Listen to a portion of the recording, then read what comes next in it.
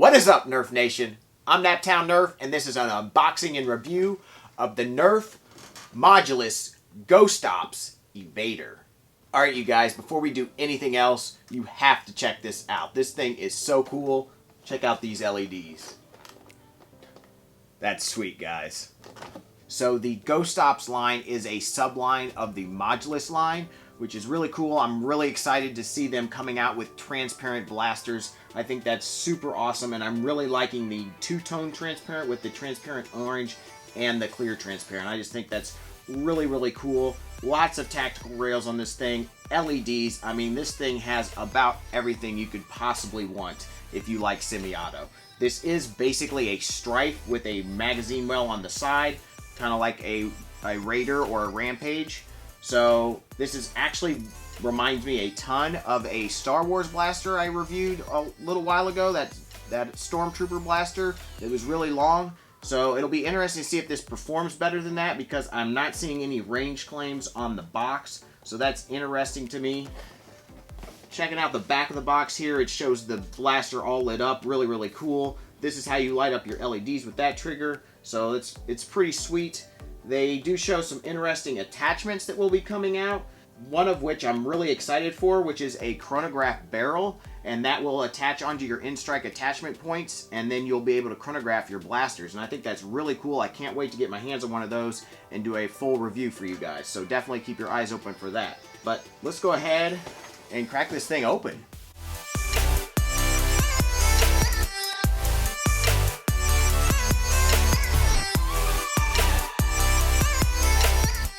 Alright, you guys, you get your blaster, you get your barrel attachment, you get 12 Modulus style elite darts, you get directions, you get a fun little thing that shows you all the blasters that are out right now and all the different lines. You will get your magazine well that will have to be attached, and a 12 round clear magazine. Alright, you guys, before we do anything else, let's go ahead and install the magazine well, which goes on this side of the blaster. So you basically will just take this, put it right in there, and push it home. There you go. And it's installed. And once you install that, you will not be able to take it off easily. Go ahead and attach our barrel. There we go. So you might not be able to see this on camera, but when you light up the LEDs, it will actually light up that barrel as well. So that's really, really neat. And we'll go ahead and take our 12 round magazine that's completely transparent and load them up with those 12 Modulus darts. There we go. And it's really cool that they gave you a 12 round magazine. I think that's really nice. And it's the first time they've made a transparent 12 round magazine. So that's really, really cool. Magwell feels pretty tight, actually, which is interesting. Maybe it'll loosen up, but that's really, really tight. It's a very snug fit. But this blaster looks really, really cool. And they don't usually do transparent electronic blasters, so I was really surprised and excited when they came out with this. You can see some of the boards that they use in the blaster. You can actually see through to your batteries, which is really cool. And you can see the board on the back side of the motors there, and that's really neat. If you're into electronics and wiring, this may be very interesting to you to see where they put all these switches in place, which are actually locks. Like, you can't rev when this is pushed. You won't be able to rev because the jam door is open and things like that. Us modders know all about this stuff, but for people that don't mod it, I think it's going to be really cool for them to see inside of a blaster like this. So I think that's really neat.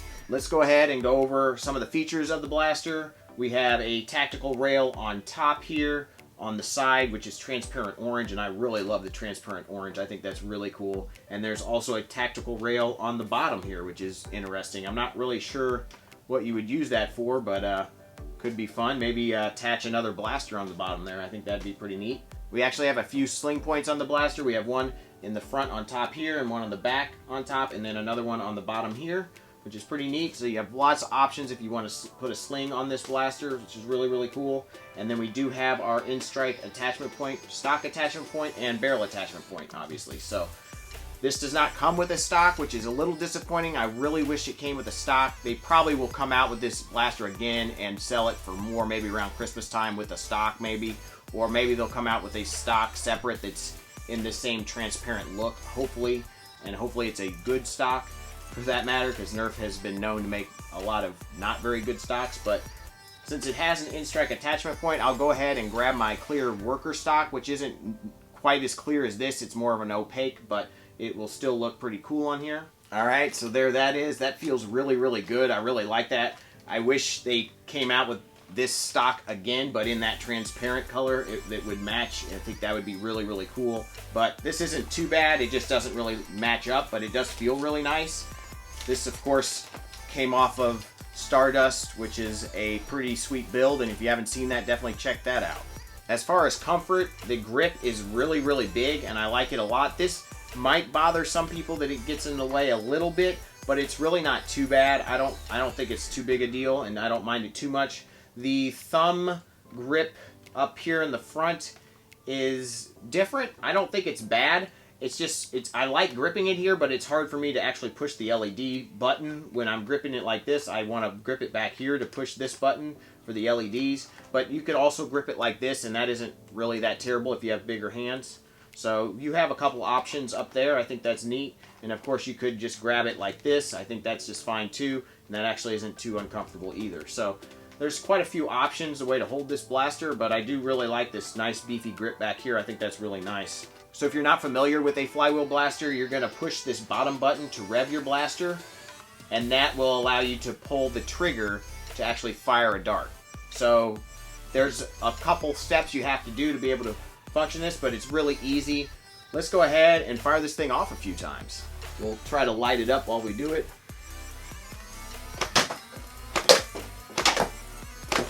And this thing is actually really quiet, and I think that's awesome. They are making their blasters a lot more quiet. So I think we've basically covered everything about this blaster. Let's go ahead and take it outside, put it over the chronograph and on the range, and see what kind of performance she's getting. All right, you guys, let's go ahead and take the Evader and put it over the chronograph, put it on the range, and see what kind of performance we're getting out of this thing. Hopefully it's elite style performance around that 70 FPS mark. That's what we're kind of looking for. So here we go. I'm gonna do a few shots with the barrel on, and then we'll take it off because it will get slightly better performance without that barrel. Although this barrel is very interesting, as it does have a bit larger bore than the normal NERF faux barrel material. So that should help us a little bit.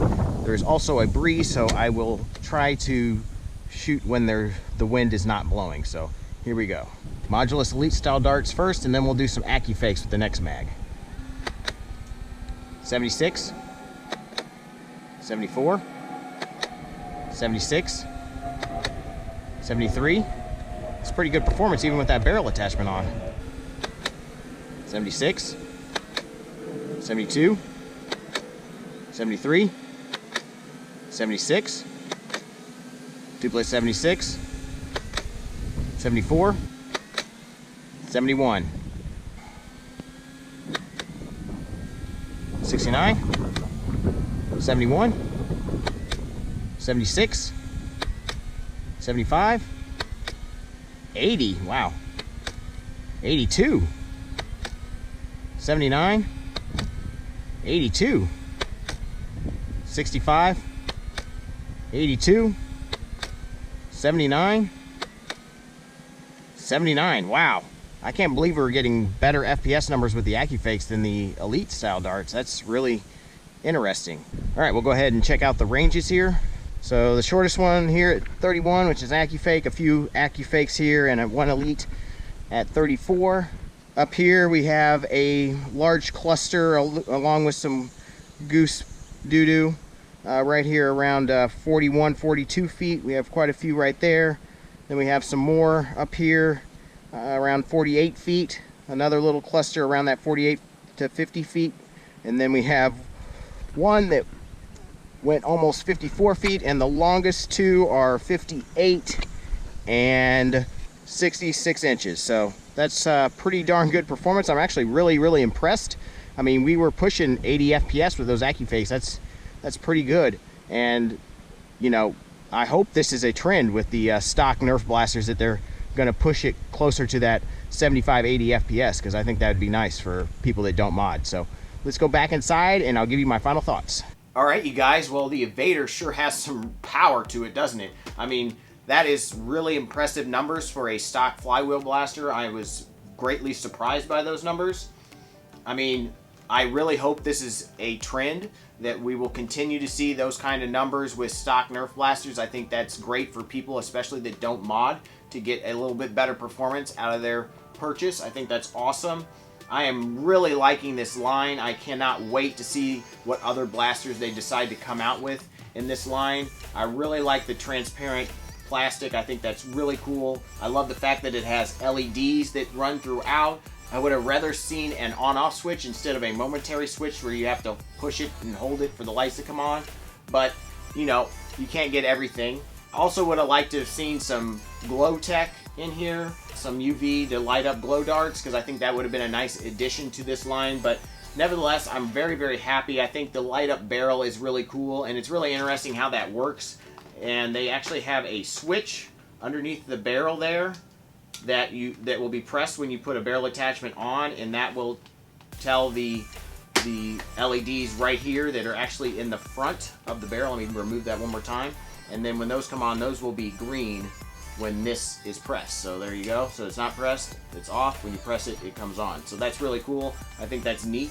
Hopefully they come out with more barrel attachments that will work with this, but I really do like this one a lot, and I'm glad that it didn't really hurt performance too much. So I think that's really, really cool.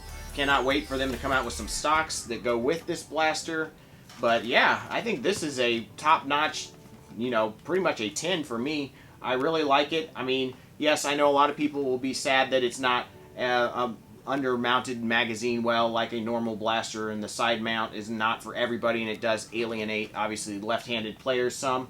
But excluding that, I think it's a really awesome blaster. This blaster does run $40, so it's a bit more expensive than a Strike, but obviously you're getting quite a bit for that.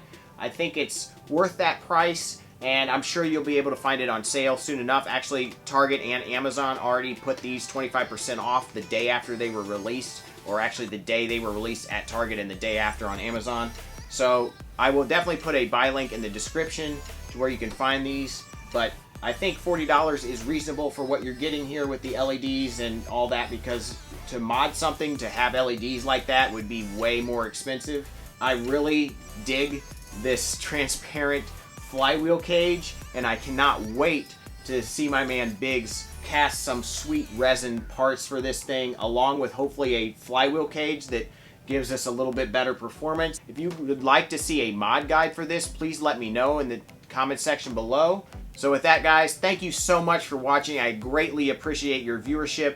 Don't forget to smash that like button. Please subscribe. And as always, peace out.